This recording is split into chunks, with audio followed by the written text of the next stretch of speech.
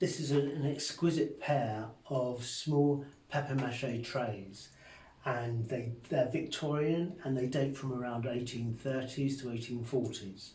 They're painted by an artist and it's signed in the corner here, H. Cox.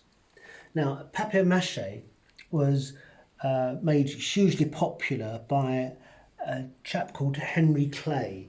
This was in the third quarter of the 18th century, and he supplied papier-mâché to King George III. And after he died, or later on, his business was then sold to another company called Jennings and Bettridge, and they were very, very popular in the mid-Victorian period.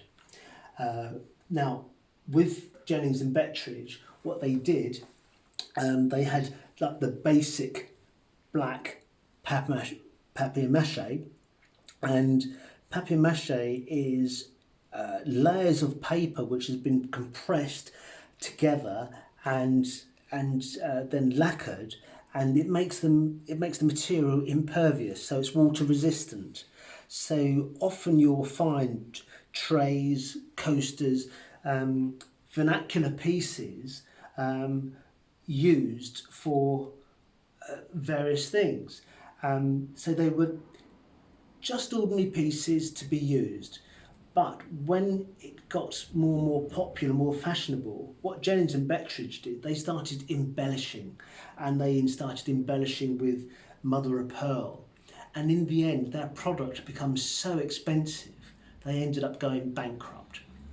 But before they got to that level, now I'm not saying these are by Jennings and Bettridge, but they did have a period of sophistication.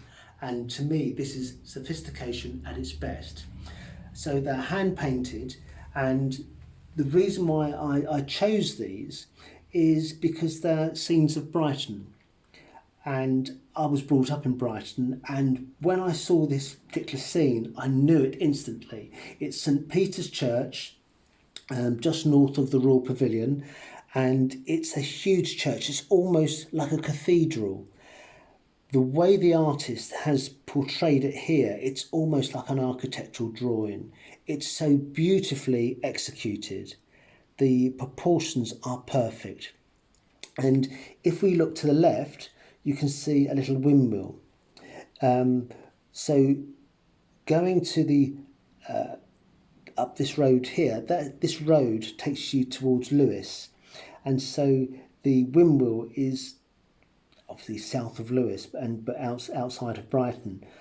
I just love the idea. You've got these Regency buildings, all terrace buildings, and you've got people wandering around in the foreground. It really depicts Brighton at its best, very serene and elegant. Because in the Victorian period, after Prince Regent left Brighton, it was a place to go to, and it shows very, very well here. Now, the other view is a view which very few of us have seen, but seen in printed form or just pictures, is the old chain pier. And again, in the background, you can see Brighthelmston, as it was originally called, which was a little fishing village. And as I say, it was popularised by Prince Regent deciding to have his palace, the Royal Pavilion, in Brighton. People used to go to Brighton as a spa, and they used to drink the seawater. Now, what's really special with this, I say, is the colours. The colours are amazing.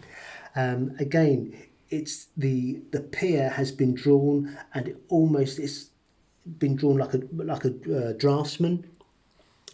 The colours are amazing. Again, this is signed by Cox.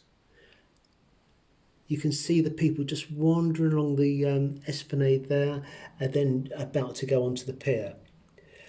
In 1896, the pier was destroyed by a huge gale and was destroyed forever, and it just broke up. If you go to Brighton along Marine Parade, there's an area where the pier left the land, the mainland, and went out into the sea. They are really, really rare. And what's special is the condition. I say they were little trays to be used for holding drinks or putting calling cards on. So to find something in this condition is almost unique. And that's what I'm encouraging you to do. When you see things, buy things which have that wow factor. And these have it in bucket loads. They are so, so charming and pretty.